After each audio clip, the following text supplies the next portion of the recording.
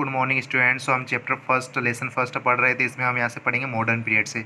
So student, modern period हमारा 1700 century से start होता है।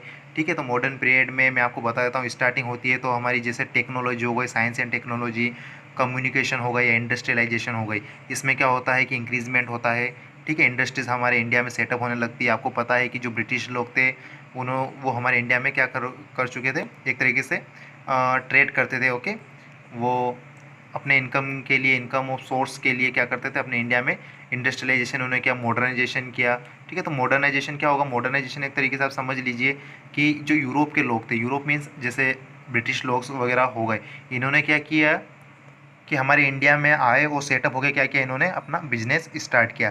ठीक है, तो मॉडर्नाइजेशन में आपको यही पढ़ने को मिलेगा। इन्होंने क्या किया, यहाँ पे इंडस्ट्रियलाइजेशन किया, ट्रेड करना, इस्टेब्लिश्ड ट्रेड सेटलमेंट। पहले क्या किया इन्होंने, अपने यहाँ से व्यापार वगैरह शुरू किया, बिजनेस शुरू किया, और फिर क्या धीरे धीरे वो पॉलिटिकल कंट्रोल करने लग गए। मतलब क्या है कि हमारे इंडिया को उन्होंने क्या कर लिया, एक तरीके से गुलाम बना लिया। ठीक है, और फिर उन्होंने क्या किया और उन्होंने धीरे धीरे क्या अपना सेटअप जमा लिया, जिस प्रोसेस को क्या किया गया, कॉलोनाइजेशन किया गया। मॉडर्नाइजेशन में क्या होगा, इंडस्ट्री वगैरह सेटअप करते हैं और फिर हमारे इंडिया पे क्या कर लेते हैं, वो हमें इंडिया को गुलाम बना लेते हैं एक तरीके से।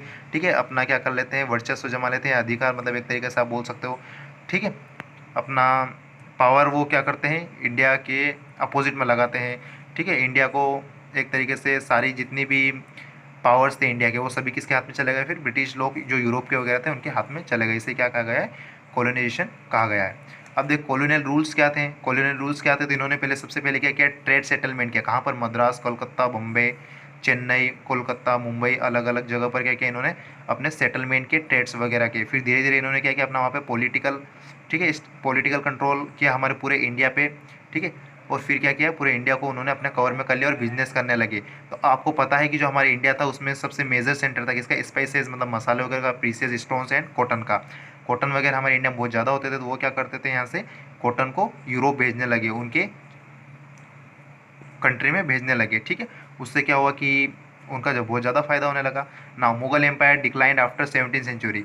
अब देखिए जो मुगल एम्पायर चल रहे थे, जो अकबर वगैरह, सॉरी, हाँ, जो अकबर वगैरह के जो वंशज थे जो चल रहे थे, तो 17th सेंचुरी तक क्या हुआ, फिर उन्हें भी क्या हो गया, कंट्रोल में कर लिया। कि उन्होंने, जो ब्रिटिश लोग थे उन्होंने उन्हें भी कंट्रोल में कर लिया, और सभी क्या कर लिए, जितनी पावर वगैरह थी सब उन्होंने अपने हाथों में ले ली। चाहे वो वाज, उन्होंने क्या किया कि बड़े बड़े पूरे इंडिया को छोटे छोटे स्टेट्स में टूट कर दिया। ठीक है, उसके बाद उन्होंने क्या किया, वहाँ पे पावर जमा ली अपनी। द ब्रिटिश सब्जुगेशन क्या होता है, the British adopted such policies which not bring uniform effect. अब क्या किया कि जो ब्रिटिश लोग थे उन्होंने क्या किया, कुछ पॉलिसीज लाई, कुछ पॉलिसी लाए वो किसके, इंडिया के लोगों के लिए, ताकि इंडिया के लोगों को ऐसा लगे हाँ कुछ पॉलिसी ऐसा ला रहे हैं वो ला रहे हैं। तो उन्होंने क्या किया कि जो कॉटन वगैरह थे हमारे, जो इंडिया में जो कॉटन वगैरह थे वो क्या करते थे, उसको खरीदते थे। लेकिन क्या हुआ कि वो बहुत कम पैसे में उनको खरीदते थे, तो उससे क्या हुआ, जो पोवर्टी वगैरह थी वो क्या हो गई, क्रिएट हो गई। पोवर्टी मतलब क्या, गरीबी और ज़्यादा आने लग गई। ठीक है, क्योंकि बहुत कम पैसे में ले रहे थे वो, तो अब उनका कंट्रोल था, अगर नहीं बेचो तो बेचो किसको। तो उससे क्या हुआ, हमारे इंडिया में बहुत ज़्यादा नुकसान हुआ और पोवर्टी आने लग गई। अब दूसरा क्या हुआ कि ये देखिए यहाँ पे लिखा है, goods were sold at much cheaper price. ठीक है, eventually the colonial rule led to the inevitable resistance by the Indians. ऐसा ही हुआ, फिर इंडियंस के धीरे धीरे क्या होगा, सारे बिजनेस बंद होने लगे, क्लोज होने लगे, और क्या हुआ कि जो ब्रिटिश लोग के बिजनेस थे वो आगे बढ़ने लगे। क्यों, क्योंकि उनके पास बहुत सारी मशीनें थी, टेक्नोलॉजी थी, और हम क्या करते थे कि हैंडीक्राफ्ट थे, मतलब हाथ से सब कुछ बनाते थे, इसलिए थोड़ा क्या रहता था, वो कॉस्टली रहता था। और बाकी इन्होंने क्या किया, मशीन वगैरह सब चीप स्टार्ट कर दी। ठीक है, sources of colonial period. So students अब हम पढ़ेंगे जो कॉलोनियल, कॉलोनियल मीन्स इस तरह से आप बोल सकते हो कि जो ब्रिटिश लोग थे उनके बारे में सोर्सेज हमें पता कहाँ से चलता है। ठीक है, तो इसके बारे में जब हम हिस्ट्री पढ़ते हैं तो हमें सोर्स कहाँ से पता चलता है, बिल्कुल ट्रूथ कहाँ से पता चलता है कि हाँ ये हमारे इंडिया में आए थे या नहीं आए थे। सो स्टूडेंट्स अभी मैं आपको बता दूँ कि जो हिस्ट्री है उसके बारे में हम बिल्कुल एग्जैक्टली नहीं बोल सकते कि क्या क्या हुआ था और क्या क्या नहीं हुआ था। हम ये जो इन्फॉर्मेशन हमें मिली है, चाहे वो मिडाइवल पीरियड्स हो चाहे आपका एंशिएंट पीरियड्स हो, ठीक है, हम क्या करते हैं, जितनी भी इन्फॉर्मेशन अभी तक हमें मिली है उसके हिसाब से हम क्या करते हैं, आइडिया लगाते हैं कि हाँ ये हुआ होगा।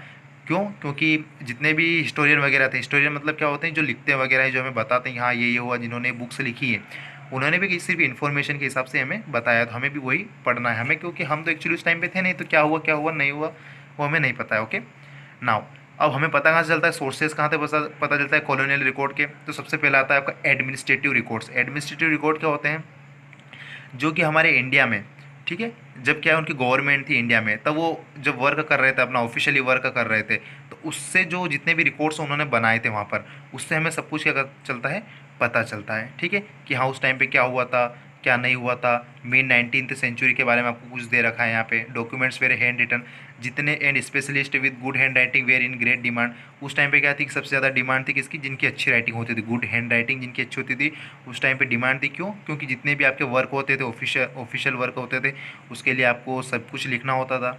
एडमिनिस्ट्रेशन का जितना भी वर्क था, आपको सब कुछ अच्छे से लिखना होता था, वहाँ पे डाटा चढ़ाना होता था, डाटा आपको रिटर्न करना होता था बुक्स में।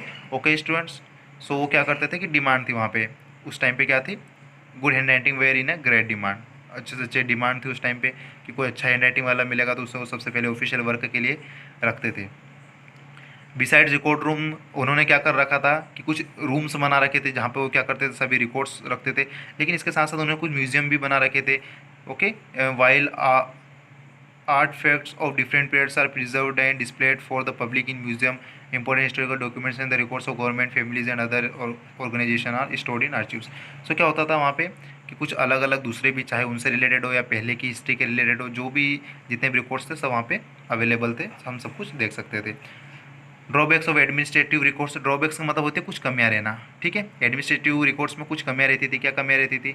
अब वो देखिए, कमी वगैरह कुछ नहीं रहती थी। उस टाइम पे क्या होता था कि जितने भी गवर्नमेंट ऑफिसर्स थे, ठीक है, वो सब इंस्ट्रक्शन देते थे। अब वहाँ पे क्या है, बहुत सारे इंडियन वर्क कर रहे थे। हमारे जब ब्रिटिश का जब उन्होंने पावर थी हमारे इंडिया में, ओके, जब ब्रिटिश लोग हमारे क्या कर लिया था, उन्होंने कंट्रोल में कर लिया था इंडिया को, तब उस टाइम पे क्या है, बहुत सारे इंडियंस वर्क कर रहे थे इनके ऑफिसेज में। ओके, तो उनको क्या करना पड़ता था, उनके इंस्ट्रक्शन को फॉलो करना पड़ता था। Most of this official records were made from the administrative perspective to satisfy their needs. और ये रिकॉर्ड्स उन्होंने इसलिए बनाया था कि किसी को कुछ ज़रूरत हो, इसलिए उन्होंने रिकॉर्ड्स बनाए। So this records might give only one picture but the counter pictures also available through other record of the same time.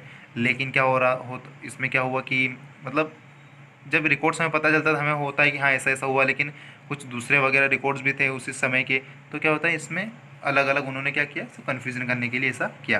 Pre colonial आर्चिव्स क्या होता है स्टूडेंट? प्री कॉलोनियल आर्चिव्स के बारे में हम पढ़ेंगे तो सो इसमें क्या होगा कि जो एंशियंट टाइम था, उस टाइम पे जो हमारे किंग्स वगैरह थे, उन्हें पता नहीं था कि जो रिकॉर्ड्स वगैरह कैसे लिखे जाते हैं। क्यों? क्योंकि उस टाइम पे ऐसे टेक्नोलॉजी वगैरह लिखने वगैरह जैसी थी नहीं, कि जो विक्ट्रीज वगैरह बैटल होते थे ऐसा कुछ था नहीं कि हम लिख सकें।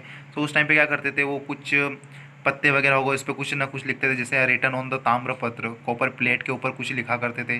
जैसे मैंने आपको आपने अशोका के बारे में पढ़ रखा होगा। ठीक है, कुछ बुक्स वगैरह थी जैसे तुजू के बाबरी, ठीक है, बाबरनामा, अबुल फजल की रिकॉर्ड, अकबर्स पॉलिसीज। जो अबुल फजल थे उन्होंने अकबर के टाइम के सभी रिकॉर्ड्स को क्या किया, अपने पास लिखा हुआ था। तो ये अलग अलग टाइप थे। उस टाइम पे क्या होता था, कोई ऐसा नहीं होता था कि रूम है कि कोई आपका ऑफिशियल रूम हो गया या म्यूज़ियम हो गया कि जहाँ पर आपको सबको डिटेल्स मिल जाए, इन्फॉर्मेशन मिल जाए। सो ये क्या करते थे, अपने बस लिखते थे। कैसे लिखते थे? कोई फॉर एग्जांपल कोई पोएट हो गया उनके किंगडम में, तो वो क्या करते थे, जैसे अबुल फजल किसके इसमें थे, एम्परर में, मुगल एम्परर में, इसमें थे अकबर के यहाँ पे। तो उन्होंने क्या लिखा था, अकबरनामा लिखा था। आपको याद रखना है, अबुल फजल अकबरनामा। ओके, तुजुक बाबरी जिसे बाबरनामा कहा जाता है, ये बाबर ने ही अपने सेल्फ लिखा, उन्होंने अपने एम्परर के बारे में लिखा हुआ है कि क्या हुआ क्या नहीं हुआ। कुछ बाहर के ट्रेवलर्स थे जैसे हैंसोंग हो गए, ठीक है, फायान हो गए जो चाइना से थे, मैक्रोपोलो हो गए जो इटली से थे, वो हमारे इंडिया में, उन्होंने उस टाइम पे क्या हो रहा है, इकोनॉमिकल लाइफ क्या है, एडमिनिस्ट्रेशन कैसे चल रहा है, सोशल लाइफ कैसी, इसके बारे में कुछ लिखा है। ठीक है, ये होते हैं हमारे तो सोर्स, हमें इसे बोलते हैं जहाँ से हमें क्या मिलता है, कुछ आइडिया मिलता है हमारी हिस्ट्री के बारे में। ओके।